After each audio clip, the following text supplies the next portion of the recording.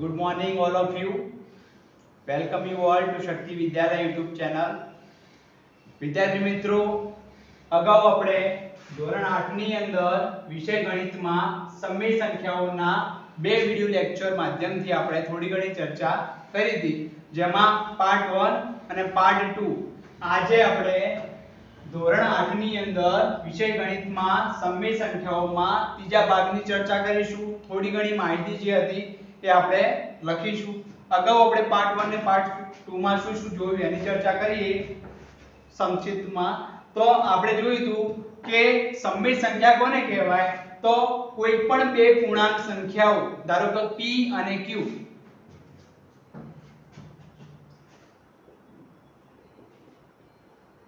કોઈ પણ બે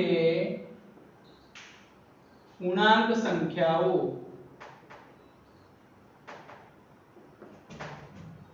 p અને q જે અંશ અને છેદમાં આવેલી છે, જેને p/q લખી શકાય. અહીંયા p જે છે એને અંશ કહેવાય અને q છે એને છેદ કહેવાય. હવે હંમેશા એના માટે બે ટર્મ્સ એન્ડ કન્ડિશન હતી. કઈ હતી? તો p = q, એટલે કે p અને q સરખા હશે નહીં.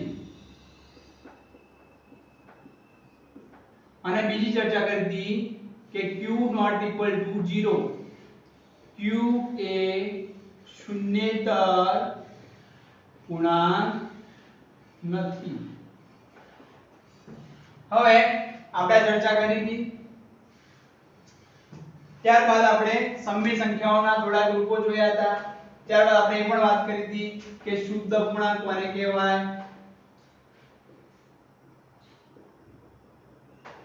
અશુદ્ધ અપૂર્ણાંક,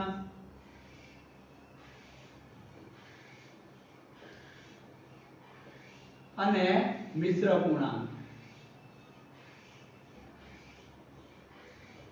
આ ત્રણ વસ્તુની આપણે ચર્ચા કરી હતી. હવે શુદ્ધ અપૂર્ણાંકના થોડા ઉદાહરણ પણ લીધા હતા કે જે અપૂર્ણાંકમાં અંશની જગ્યાએ છેદ મોટો હોય અથવા અંશ કરતા છેદ મોટો હોય એને આપણે શુદ્ધ અપૂર્ણાંક કહીશું. એ જ રીતે જે અપૂર્ણાંકમાં છેદ કરતા અંશ મોટો હોય એને આપણે અશુદ્ધ અપૂર્ણાંક કહીશું. અને એક પૂર્ણ સંખ્યા અને બીજું અપૂર્ણાંક સંખ્યાના મિશ્રણને આપણે મિશ્ર અપૂર્ણાંક કહીશું.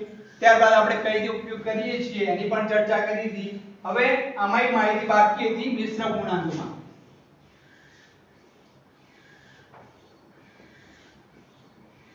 તો મિશ્ર અપૂર્ણાંક ધારો કે કોઈ કેવી સંખ્યા છે 2.3/4 આવી સંખ્યા છે.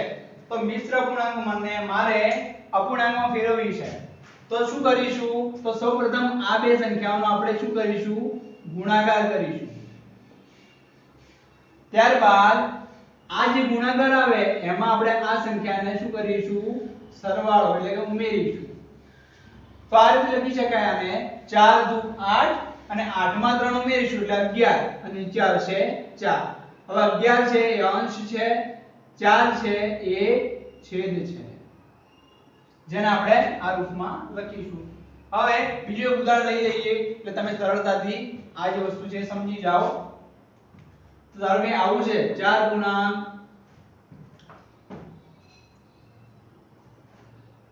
2/3. તો અહીંયા આ બંનેનો ગુણાકાર થશે 4 તરી 12, 12 ને 2 14, 14 / 3. તો આ થઈ ગયું મિશ્ર અપૂર્ણાંકનું, એને આપણે શુદ્ધ અપૂર્ણાંકમાં ફેરવ્યા. ખ્યાલ આવ્યો તમને? હવે આ બધી માહિતી આપણે કરી ચૂક્યા છીએ.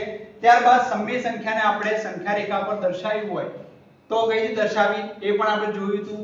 ત્યારબાદ સમય સંખ્યાઓના સરવાળા કઈ રીતે થાય છે એની પણ ચર્ચા કરી હતી. અને સમય સંખ્યાઓના બાદબાકી કઈ થાય છે એની પણ ચર્ચા કરી હતી. તો એક જે નિયમ છે ખાસ યાદ રાખવા જેવો એ નિયમ છે કે જ્યારે પણ સમય સંખ્યાઓના સરવાળા કરીશું એટલે જનરલી કેવું છે? અંશ અને છેદ આપેલું હશે. હવે છેદમાં જે સંખ્યાઓ છે જેમ કે 2/3 + 4/5 + 3/4 તો આવા પ્રકારની જે સંખ્યાઓ છે એમાં દરેકનો જે નીચે છેદ છે એ સરખો હશે નહીં, એટલા માટે આપણે શું કરવું પડશે, તો નીચેની જે સંખ્યાઓ છે એનો લસા લેવો પડશે. ત્યારબાદ સરવાળા બાદબાકીના કેટલાક નિયમો જે છે એ આપણે અગાઉ ચર્ચા કરી હતી, એ પણ તમારે ધ્યાનમાં લેવા પડશે કે પ્લસ માઈનસ હોય તો માઈનસ થાય, માઈનસ પ્લસ હોય તો માઈનસ થાય, માઈનસ માઈનસ હોય તો પ્લસ થાય. હવે આ જે નિયમો છે એ સરવાળા બાદબાકી માટે અલગ છે અને ગુણાકાર ભાગાકાર માટે પણ અલગ છે. ત્યારબાદ જ્યારે પણ આપણે સમય સંખ્યાઓને એકબીજાની અંદર ઉમેરતા હશું કે બાદ કરતા હશું તો કઈ વસ્તુ ધ્યાનમાં રાખીશું, તો આપણે તો એ ચિહ્નોનું ધ્યાનમાં રાખીશું કે પ્લસ માઈનસ માઈનસ થાય, ત્યારબાદ પ્લસ માઈનસ માઈનસ કર્યા પછી આપણે એ સંખ્યાઓ જે છે એમાં જે મોટી સંખ્યા છે એનું ચિહ્ન આવશે. એક ઉદાહરણ લઈએ તો તમે સમજી જાઓ. જેમ કે આવી કોઈ સંખ્યા છે 3 ચતુર્થાંશ વત્તા 2 તૃતીયાંશ વત્તા 1 દ્વિતીયાંશ આવી સંખ્યા છે. તો આ બધી સંખ્યાઓ સમય છે, અંશ અને છેદના રૂપમાં આપેલી છે. બધી સંખ્યાઓ કેવી છે, સમય છે, એટલે આપણે આને ઈઝીલી સરવાળો કરી શકીશું નહીં. તો આપણે શું કરશું, 4 3 અને 2 નો લસા લેતા. હવે મેં તમને અગાઉ એ પણ જાણકારી દીધી કે લસા જે વિદ્યાર્થીઓને હજુ પણ આવડતો નથી એ લસા શીખી જાય છે. તો અહીંયા 4 3 ને 2 નું લસા લઈશું. 4 3 અને 2. સૌપ્રથમ અહીંયા ભાગ 2 ચાલશે તો 2 દુ 4, 3 એવા કારણ ભાગ ચાલશે નહીં અને 2 એકા 2. ત્યારબાદ જ્યાં સુધી 2 ભાગ ચાલતો હોય ત્યાં સુધી આપણે એનો ભાગ 2 ચલાવતા રહીશું. તો 2 છે, 2 એકા 2, 3 એવા. હવે આપણે અહીંયા 3 ભાગ ચલાવવાની જરૂર છે. તો 3 એ 1 ને 1 અને 3 એકા 3 અને અહીંયા 1. જ્યાં સુધી નીચેની સંખ્યાઓમાં અહીંયા 1 1 ના આવે ત્યાં સુધી સંખ્યા વડે ભાગ ચલાવતો રહેવો પડે છે. હવે આમાં પણ એક સમજમાં ધ્યાનમાં રાખવા જેવી વસ્તુ એ છે કે જ્યારે કોઈ પણ સંખ્યા છે, ધારો કે અહીંયા 13 આયા તો 13 છે તો 13 ને પછી 13 વડે જ ગુણવા પડે, કારણ કે 13 એ અવિભાજ્ય સંખ્યા છે, એ કોઈ ઘડિયામાં મળશે નહીં. તો કન્ફ્યુઝ થવાની કોઈ જ જરૂર નથી, એ ભાગ આપણે 13 ચલાવીશું. આગળ એવા પણ દાખલા આવશે ત્યારે આપણે એમાં ચર્ચા કરીશું. ત્યારબાદ આ જે સંખ્યા છે ફેક્ટર છે એનો આપણે ગુણાકાર કરીશું. તો 2 ગુણ્યા 2 ગુણ્યા 3, 2 4 4 કરી 12. તો અહીંયા જે છે આપણે લખી દઈશું 12. ત્યારબાદ હવે અહીંયા ધ્યાન રાખવા જેવી વસ્તુ કઈ છે કે 4 છે એને કેટલા વડે ગુણીશું તો 12 થશે 3 વડે. તો ઉપર કેટલા વડે ગુણવા પડે, 3 વડે. 3 ગુણ્યા 3 વત્તા અહીંયા 3 ને કેટલા વડે ગુણીશું તો 12 થશે 4 વડે. તો ઉપર કેટલા વડે ગુણવા પડે, 4 વડે. અને અહીંયા 2 ને કેટલા વડે ગુણીશું તો 12 થશે 6 વડે. તો ઉપર પણ કેટલા વડે ગુણીશું આપણે, 6 વડે.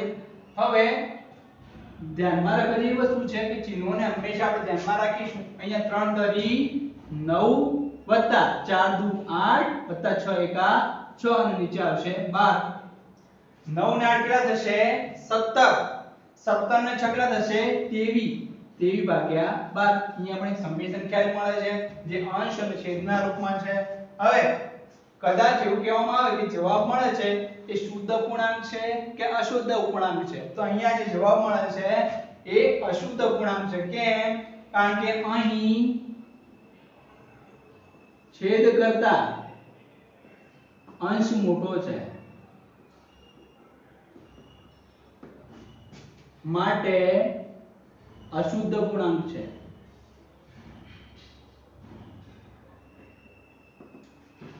હવે આ બધી માહિતી નોંધશો નહીં તો ચાલશે. હવે આના પછીની જે માહિતી છે નોંધવાની છે, પરંતુ એ નોંધતા પહેલા આ એકવાર તમે ચકાસી લો, જોઈ લો.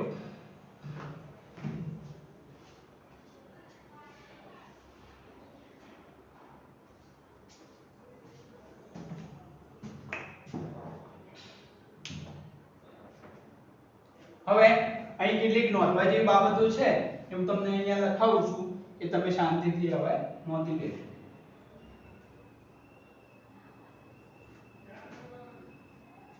સમય સંખ્યામાં ખાસ સરવાળા અને બાદબાકીનું ધ્યાન રાખશો જેથી ભૂલ થાય નહીં. દરેક માહિતીનો એક અલગ જ કોન્સેપ્ટ રહેલો છે, એટલા માટે દરેક નાનામાં નાના કોન્સેપ્ટને પણ જાણો. જરૂર જણાય તો એક બીજો ચોપડો રાખો અને એમાં નોંધ કરવાનું રાખો. હવે અહીંયા આપણે સમય સંખ્યાઓ વિશે થોડી માહિતી મેળવીશું.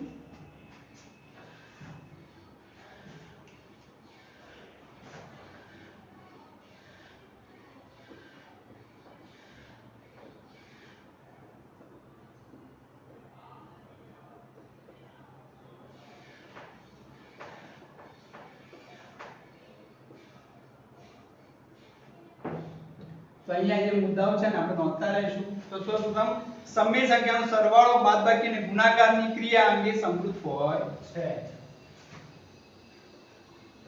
સમય સંખ્યાઓનો સરવાળો, બાદબાકી અને ગુણાકાર એને જે ક્રિયા અંગે સમૃદ્ધ હોય છે, ક્રિયા અંગે સમૃદ્ધ હોય છે. હવે આ તમે ધોરણ 6 કે 7 ની અંદર સમૃદ્ધતાનો ગુણધર્મ જોયો હશે, એમાં તમે આ જોયું હશે કે આ કઈ રીતે શું કહેવા માંગે છે, બરોબર. હવે સરવાળા અને ગુણાકારની ક્રિયા દરમિયાન સરવાળા અને ગુણાકારની ક્રિયા દરમિયાન કઈ વસ્તુ હોય છે? તો જે સમય સંખ્યા માટેનું ક્રમના ગુણધર્મનું પાલન થાય છે. તો એક લખીશું એક કરીને કે સમય સંખ્યાઓ માટે ક્રમના ગુણધર્મનું પાલન થાય છે. સમય સંખ્યાઓ માટે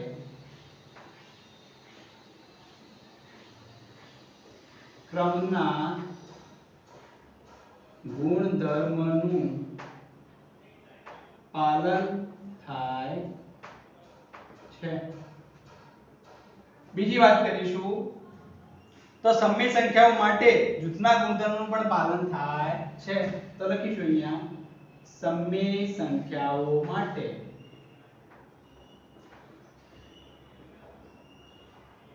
જૂથના, આ તો ક્રમનો, આ તો જૂથના ગુણધર્મનું પાલન થાય છે. તો ધોરણ 6 અને 7 ની અંદર જ્યારે સંખ્યા પરિચય જે પહેલું ચેપ્ટર આવે છે એમાં તમે થોડા ગુણધર્મો વિશે અભ્યાસ કર્યો હશે, બરોબર. આગળ સમય સંખ્યા શૂન્ય એ સમય સંખ્યા માટે સરવાળાનો તટસ્થ ઘટક છે. સમય સંખ્યા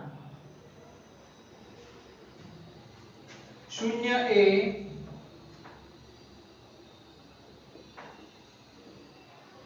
સમય સંખ્યા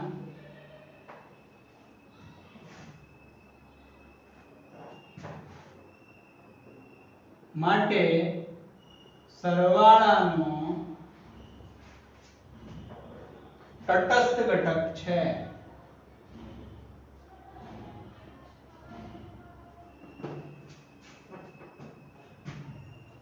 ત્યારબાદ સમય સંખ્યાઓ માટે એક એ સમય સંખ્યાના ગુણાકારનો તટસ્થ ઘટક છે. સમય સંખ્યા એક એ સમય સંખ્યાઓ માટે ગુણાકારનો તટસ્થ ઘટક છે કે આપણે ચર્ચા કરી. હવે સમય સંખ્યા a ભાગ્યા b ની વિરોધી સંખ્યા માઈનસ a પણ b છે, ઉલટું પણ સાચું છે. સમય સંખ્યા a પણ b ની વિરોધી સંખ્યા અથવા p1 q લઈએ તો પણ ચાલે. તો સમય સંખ્યા p upon q ની વિરોધી સંખ્યા मतलब એનાથી વિરોધી ચિહ્ન વાળી વિરોધી સંખ્યા માઈનસ p upon q છે બરોબર અને વ્યસ્ત કીધું હોય તો કઈ રીતે થાય તો સમય સંખ્યા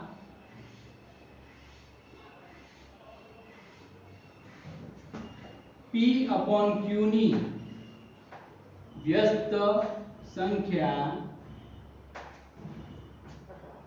q upon p છે જો કદાચ ચિહ્નો સાથે હોય તો ચિહ્નો સાથે લેવામાં આવે છે જે તમે જોઈ શકો છો હવે આગળ ચર્ચા કરીએ કે જો a upon b cross c upon d બરાબર 1 છે જો a upon b cross b upon a is equal to 1 છે આ ખાસ ધ્યાન રાખજો તો સમય સંખ્યા a upon b એ સમય સંખ્યા c upon d નો વ્યસ્ત છે અહીંયા આપણે c અને d લઈશું સોરી तो समय संख्या a upon b અને c upon d बराबर 1 છે तो समय संख्या a upon b નો સોરી a upon b નો વ્યસ્ત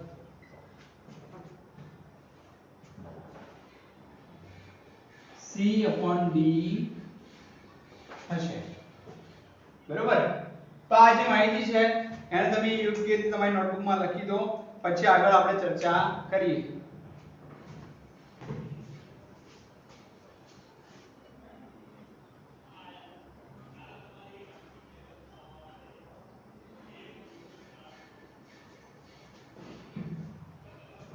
હવે દરેકે આ લખી દીધું છે હવે આગળ માહિતી મેળવીએ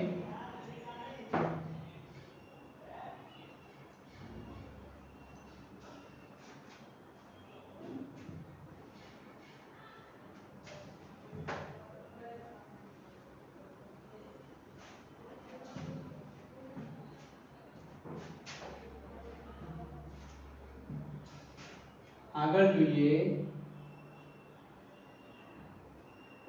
સમય સંખ્યા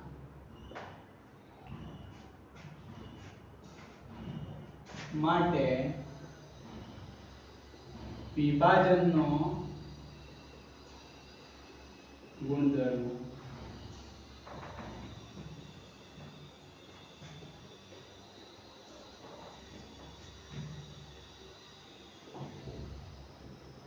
એની ચર્ચા કરીએ तो समय संख्या a b અને c માટે समय संख्या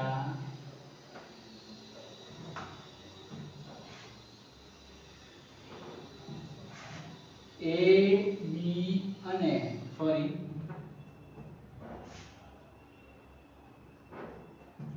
समय संख्या a b અને c માટે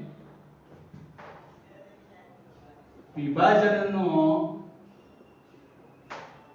ગુણધર્મ નીચે મુજબ છે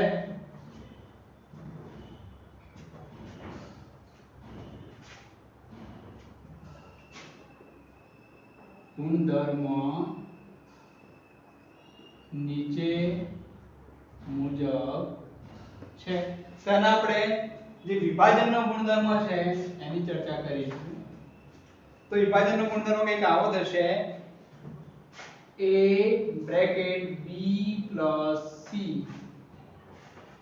is equal to ab plus bc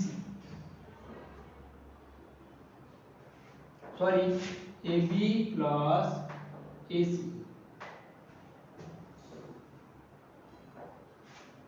અને બીજો a કાઉન્સમાં b minus c હશે તો ab minus ac થશે હવે આ કઈ રીતે આવ્યો એ સમજીએ તો a કાઉન્સમાં b plus c છે તો સૌપ્રથમ આ જે સંખ્યા છે અને આપણે આના વડે ગુણીશું ત્યારબાદ આ જે સંખ્યા છે એને ફરી આના વડે ગુણીશું એટલે AB વચ્ચે અહીંયા AC A * C = AC અને વચ્ચે પ્લસ નું ચિહ્ન આવશે એ જ રીતે આની ચર્ચા કરીએ A બ્રેકેટ B - C અહીંયા A અને B સાથે મલ્ટીપ્લિકેશન થશે ત્યારબાદ A ને C સાથે મલ્ટીપ્લિકેશન થશે પરંતુ વચ્ચે જે માઈનસ નું ચિહ્ન છે એ ધ્યાન રાખવાનું છે એટલે AB - AC હવે અહીંયા A × B A × C એવું હશે કારણ કે એ બંને સંખ્યાને આપણે ગુણ્યા છે એટલા માટે ત્યારબાદ અહીંયા A bracket B - C A * B - A * C અહીંયા ગુણાકારનો નિયમ છે વચ્ચે AB બંને સંખ્યાઓ વચ્ચે જે આપણે સમજી શકીએ છીએ તો આ છે સમય સંખ્યાઓ માટે વિભાજનનો ગુણધર્મ પછી આગળ ચર્ચા કરીએ કે સમય સંખ્યાઓની સંખ્યા રેખા પર પણ નિરૂપણ કરી શકાય છે સમય સંખ્યાઓને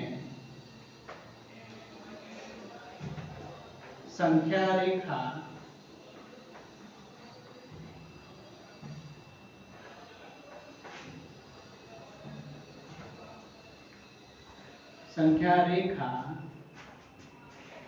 પર પણ નિરૂપણ કરી શકાય હવે આને લગતા કેટલાક દાખલાઓ પણ આવી શકે છે કે સમય સંખ્યાઓને જે નીચેની સમય સંખ્યાઓ છે એને સંખ્યા રેખામાં દર્શાવો આવા યુનિટ ટેસ્ટમાં પણ આવી શકે છે અને તમે જ્યારે પેપર આપશો ત્યારે પણ આવા પ્રશ્નો આવી શકે છે કે સમય સંખ્યાઓને સંખ્યા રેખા પર દર્શાવો અથવા એવું હશે કે A અને B સમય રેખાઓ વચ્ચેની ત્રણ સમય સંખ્યાઓ શોધો અથવા સંખ્યા રેખાઓ પર પૂર્ણાંક સંખ્યા A અને B એ બંને સમય સંખ્યાઓ છે આ બંને સમય સંખ્યાઓની વચ્ચે મળતી ત્રણ સમય સંખ્યાઓ સંખ્યા રેખા પર શોધો આવું પૂછાઈ શકે છે હવે આ વસ્તુ જે લખવા જેવી માહિતી છે એ તમે લખી દો ત્યારબાદ આપણે આગળ ચર્ચા કરીએ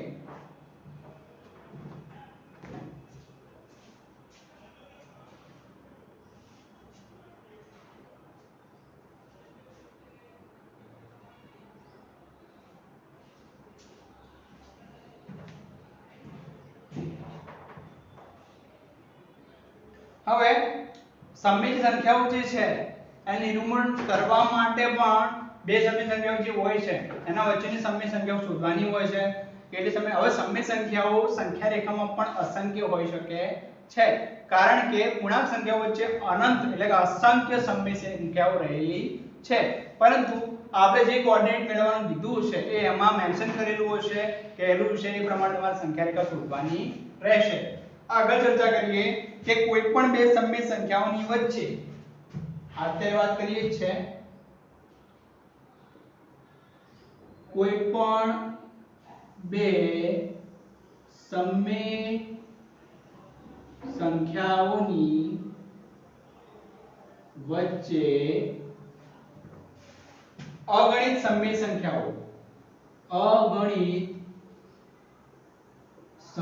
સંખ્યાઓ આવેલ હોય છે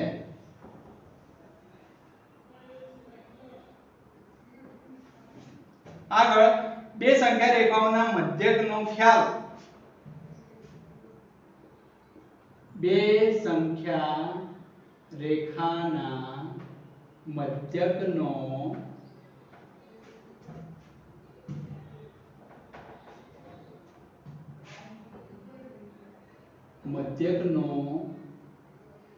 ખ્યાલ બે સંખ્યાઓ વચ્ચેની સંખ્યાઓ શોધવામાં મદદરૂપ બને છે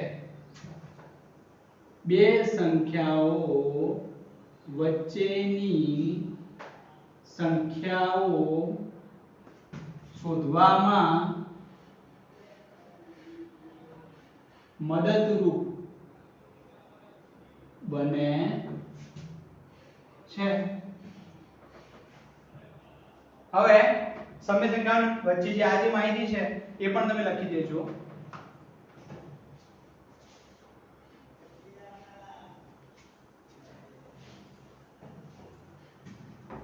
હવે અહીંયા આજે આપણે સમય સંખ્યાનો જે પાઠ 3 હતો એમાં ચર્ચા કરી. આગળ આપણે સમય સંખ્યામાં સરવાળા બાદબાકી જોયા હતા. આજે આપણે કેટલાક ગુણધર્મો જોયા કે સમૃદ્ધતાનો ગુણધર્મ કેવો છે, પછી ક્રમના ગુણધર્મનું પાલન થાય છે કે નથી થતું, પછી સમય સંખ્યાઓમાં જૂથના ગુણધર્મનું પાલન થાય છે કે નથી થતું, એ બધી આપણે માહિતી મેળવી. ત્યારબાદ સરવાળા માટે કઈ તટસ્થ સંખ્યા છે, ગુણાકાર માટે કઈ તટસ્થ સંખ્યા છે એની પણ આપણે ચર્ચા કરી. ત્યારબાદ સમય સંખ્યાઓની વિરોધી સંખ્યાઓ કઈથી મેળવી શકાય છે એની પણ આપણે ચર્ચા કરી અને તમને યોગ્ય રીતે માહિતી તમને આપી. હવે આજે આપણે જે સમય સંખ્યાના વિભાજનના ગુણધર્મની વાત કરી એમાં જો એ ત્રણ સંખ્યાઓ કઈ છે તો એ ત્રણ સંખ્યાઓ છે a b અને c, જેનો આપણે વિભાજનના ગુણધર્મ રીતે વર્ણન કર્યું. તો એમાં a bracket b c a b a c, જેમાં a bracket b c a b c આપણે અહીંયા જોઈ શકો છો. ત્યારબાદ આપણે વિભાજન કઈથી કર્યું એની પણ માહિતી મેળવી કે અહીંયા a જે છે એ બ્રેકેટ ની અંદર બંને સંખ્યાઓ સાથે ગુણાય છે. a b સાથે ગુણાય છે એટલે ab પ્લસ a c સાથે ગુણાય છે એટલે ac. ત્યારબાદ a bracket b c ab ac, જેમાં a જે છે એ b સાથે ગુણાય છે માઈનસ પછી ચિહ્ન માઈનસ નું આવે છે અને a જે છે એ c સાથે ગુણાય છે. ત્યારબાદ આપણે પણ વાત કરી કે કોઈ પણ બે સમય સંખ્યાઓની વચ્ચે અગણિત એટલે કે અસંખ્ય સમય સંખ્યાઓ આવેલી હોય છે જે આપણે સમજ્યા. ત્યારબાદ બે સમય સંખ્યાના રેખાના મધ્યકનો ખ્યાલ મતલબ કે કેટલી સંખ્યાઓ આવશે એ મધ્યકનો ખ્યાલ બે સંખ્યાઓ વચ્ચે સંખ્યાઓ શોધવામાં પણ મદદરૂપ બને છે અને આપણે યોગ્ય સંખ્યાઓને શોધી શકીએ છીએ.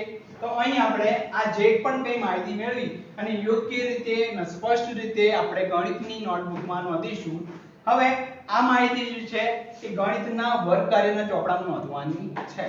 આના લગતે જે સમય સંખ્યાઓને કઈ રીતે આપણે સંખ્યા રેખા પર દર્શાવીએ છીએ એ માહિતી તથા સમય સંખ્યાના સરવાળા અને બાદબાકીના યોગ્ય દાખલાઓ પણ તમારે ગણતરી કરવાના રહેશે, જેથી તમારી થોડી તૈયારી પણ સારી એવી બને. યુનિટ ટેસ્ટમાં આપણે સમય સંખ્યાઓના સરવાળા, સમય સંખ્યાઓની બાદબાકી અને સમય સંખ્યાઓને કઈ રીતે આપણે સંખ્યા રેખા પર દર્શાવી શકીએ તથા સમય સંખ્યાઓના જે ગુણધર્મો આપણે વાત કરી, કયા ગુણધર્મોની વાત કરી તો સમૃદ્ધતાના ગુણધર્મોની વાત કરી, ક્રમના ગુણધર્મોની વાત કરી, જૂથના ગુણધર્મોની વાત કરી, સરવાળા માટે શું તટસ્થ છે, ગુણાકાર માટે શું તટસ્થ છે, વિભાજનનો ગુણધર્મ શું છે એ બધી આપણે ચર્ચા કરી. તો અહીંયા હું મારું લેક્ચર જે છે વિદ્યા નમૂનાનું જે ભાગનું એ અહીંયા લેક્ચર આપણે પૂરું કરીએ છીએ. નેક્સ્ટ આપણે બીજા લેક્ચરમાં મળીશું. Okay, thank you all.